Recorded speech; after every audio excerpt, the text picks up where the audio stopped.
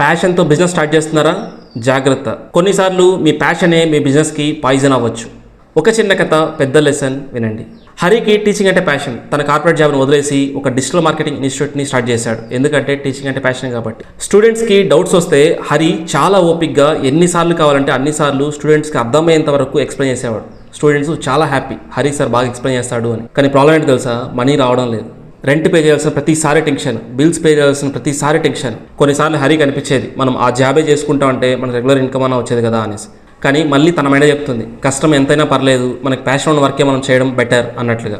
Students కొన్నిసార్లు అడిగేవాళ్ళు, sir fee తగ్గించండి సార్ అని. హరి నవ్వుతూ అనేవాడు, పర్లేదు మీరు నేర్చుకోండి, మీరు మంచి పొజిషన్కి వెళ్ళండి అనేవాడు. నాకు మనీ ఇంపార్టెంట్ కాదు, నాలెడ్జ్ని షేర్ చేయడం అనేది నాకు ఇంపార్టెంట్, అదే నా ప్యాషన్ అనేవాడు. తెలిసిన వాళ్ళకి ఫ్రీ కోచింగ్, కొంతమంది ఫీజు నెక్స్ట్ మంత్ పే చేస్తాం, ఆ నెక్స్ట్ మంత్ పే చేస్తామంటే ఓకే పర్లేదు అనేవాడు హరి. 1 year అయింది, ఎక్స్పెన్స్ పెరుగుతూ ఉంది, రెంట్, బిల్స్, మెయింటెనెన్స్ ఎక్స్పెన్సెస్ ఇలా పెరుగుతూ ఉంది. కానీ ఇన్కమ్ అనేది పెద్దగా లేదు. హరికి ఏం చేయాలో అర్థం కావట్లేదు. ఒకరోజు హరి తన ఫ్రెండ్ రవిని కలిశాడనమాట. తన ప్రాబ్లం మొత్తం చెప్పుకున్నాడు. హరి బాధతో అన్నాడు, అరే రెంట్లు పే చేయలేకపోతున్నా, స్టూడెంట్స్ హ్యాపీగా ఉన్నారు, సో అంతా ఓకే, కానీ ఇన్స్టిట్యూట్ నేను రన్ చేయలేకపోతున్నాను రా, ఎక్కడ నేను ఆపేస్తానని తెలియట్లేదు ఇన్స్టిట్యూట్ని.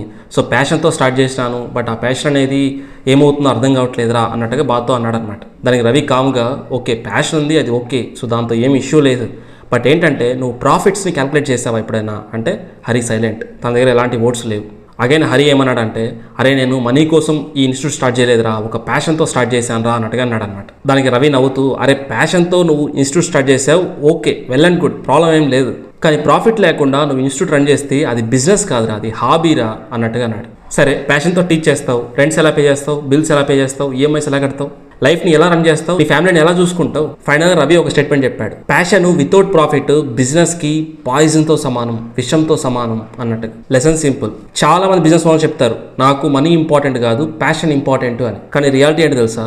బిజినెస్లో ప్యాషన్తో పాటు ప్రాఫిట్ ఉంటేనే అదే బిజినెస్, అదే సక్సెస్ఫుల్ బిజినెస్. ప్రాఫిట్ లేని ప్యాషన్ బిజినెస్ని స్లోగా చంపేస్తుంది.